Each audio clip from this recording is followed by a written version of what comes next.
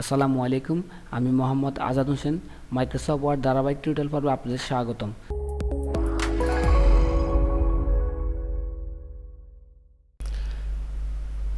আজকের ক্লাসে আমরা দেখব মাইক্রোসফট ওয়ার্ড দিয়ে কীভাবে আমরা প্রিন্ট করব।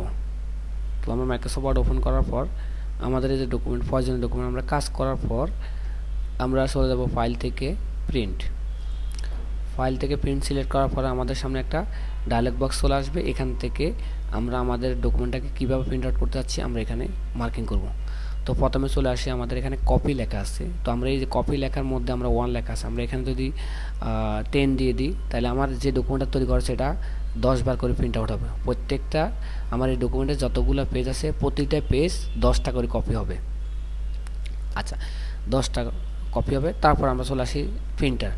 আমরা যে প্রিন্টার দিয়ে এই ডকুমেন্টটাকে প্রিন্ট আউট করতে চাই বা যে কম্পিউটার আমার যে প্রিন্টারটা আমার কম্পিউটারের সাথে কানেকশন আছে আমরা সেই প্রিন্টারটাকে এখান থেকে সিলেকশন নিতে হবে। তো আমরা এখানে সিলেক্ট ক্লিক করে আমরা যে প্রিন্টার দিয়ে প্রিন্ট করবো এখান থেকে আমরা ওই প্রিন্টারটা সিলেকশন করে নেব।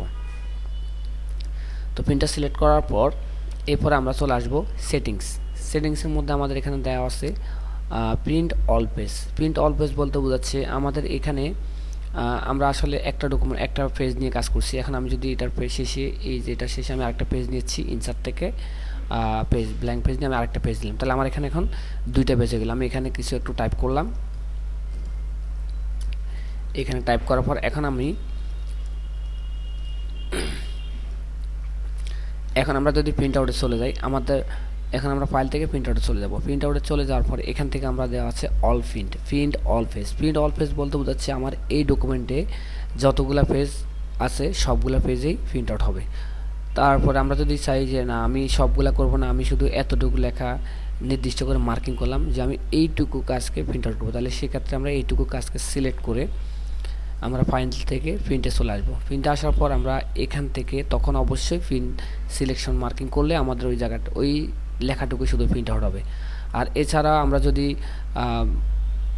যেটাতে বর্তমানে অ্যাক্টিভ আছি কাজ করতেছি, ধরুন আমার এখানে অনেকগুলো পেজ আছে, আমি যে কোনো একটা পেজে কাজ করতেছি, এখন ওই পেজটা যদি আমাদের প্রিন্ট আউট হয় প্রয়োজন হয় তাহলে আমরা এখান থেকে দেব কারেন্ট পেজ। তাহলে আমি এখন সেকেন্ড পেজে আমার মাউসটা কার্সরটা আছে, সেকেন্ড পেজে থাকা অবস্থা আমি যদি এই পেজটাকে প্রিন্ট আউট করতে চাই তাহলে আমরা এই পেজে মাউসটা রেখে আমরা চলে যাব ফাইল থেকে প্রিন্ট, দেন আমরা এই যে এখান থেকে আমরা সিলেক্ট করব প্রিন্ট কারেন্ট পেজ বলতে বোঝাচ্ছে আমরা এটা যদি মার্কিং রেখে কাজ করি তাহলে আমাদের যে পেজটা বর্তমানে অ্যাক্টিভ আছে সেকেন্ড পেজ, শুধু অনলি এই পেজটাই প্রিন্ট হবে, অন্য কোনো পেজ প্রিন্ট আউট হবে না।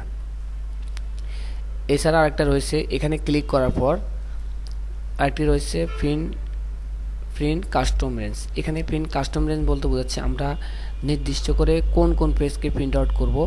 কাস্টম রেঞ্জ সিলেক্ট করে আমরা এই যে এখানে কোন পেজ প্রিন্ট আউট করবো আমরা এখানে লিখে দিব। ধরেন আমি লিখলাম 1 নম্বর পেজ, লেখার পর এখন আপনি যদি আরেকটা লিখতেছেন তাহলে একটা কমা ব্যবহার করে একটা স্পেস দিবেন, তারপর আপনি আরেকটা পেজ লেখেন। আবার যদি আরেকটা করেন তাহলে কমা দিয়ে আবার স্পেস ব্যবহার করবেন। এখন আমি ধরেন 1000 করবো 10 থেকে 20 পর্যন্ত, তাহলে আমি লিখলাম 10 একটা হাইফেন দিয়ে তারপরে 20। তাহলে আমার এই ডকুমেন্টের মধ্যে যদি এতগুলো পেজ থাকে 20টা পর্যন্ত বা 50টা পেজ থাকে তাহলে আমি এভাবে লিখলে তাহলে আমার এই পেজগুলো শুধু প্রিন্ট হবে, অন্যগুলো কিন্তু প্রিন্ট আউটে আসবে না। তারপর চলে আসি প্রিন্ট ওয়ান সাইড বলতে বোঝাচ্ছে আমাদের আমরা যে ডকুমেন্টে কাজ করছি এই ডকুমেন্টে কাজ করার পর আমাদের প্রিন্ট আউট যদি হয় তাহলে আমাদের প্রত্যেক পেজের এক পাশে প্রিন্ট আউট হবে, আরেক পেজ খালি থাকবে। আর আমরা যদি এখান থেকে যদি manually print on both side mark করি, manually print on both side দিলে আমাদের পেজের উভয় পাশে প্রিন্ট আউট হবে। সেক্ষেত্রে আমাদের একটা কাজ করতে হবে, যদি আমাদের প্রিন্টারটা যদি ওল্ড হয়, এক পাশে প্রিন্ট আউট হয় এরকম ধরনের প্রিন্টার হলে তাহলে আমাদের পেজটা প্রিন্ট আউট হয়ে বের হওয়ার পরে আমরা এটাকে আবার রিপিট করে আমরা এটাকে আবার উল্টাই দিয়ে দিব, তাহলে আমার দোনো পাশে প্রিন্ট আউট হবে। আর এছাড়া না তো এক পাশে প্রিন্ট আউট হয়, এটা কম্পিউটার আপনাকে একটা সংকেত দিবে, সংকেতের পরে আপনি এটাকে পেজটাকে উল্টায় আপনি অপর পেজ দিয়ে দিবে, তাহলে অপর পেজে বাকিগুলো প্রিন্ট আউট হবে।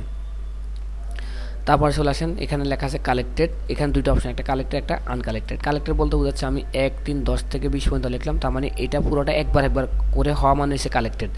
তো কিন্তু আমি লিখছি কপি 10টা বলতে বুঝেছে একটা পেজ 10 বার করে হবে, তাহলে আমার এই যে নাম্বারগুলো লেখা হয়েছে এই নাম্বারগুলো প্রত্যেকটা 10 বার হবে। যদি কালেক্টেড থাকে তাহলে এটা একবার করে হয়ে একটা সেট হবে, আবার একবার করে আরেকবার সেট হবে, এভাবে টোটাল 10টা আসবে, তার মানে এটা সেট আকারে হচ্ছে কালেক্টেড।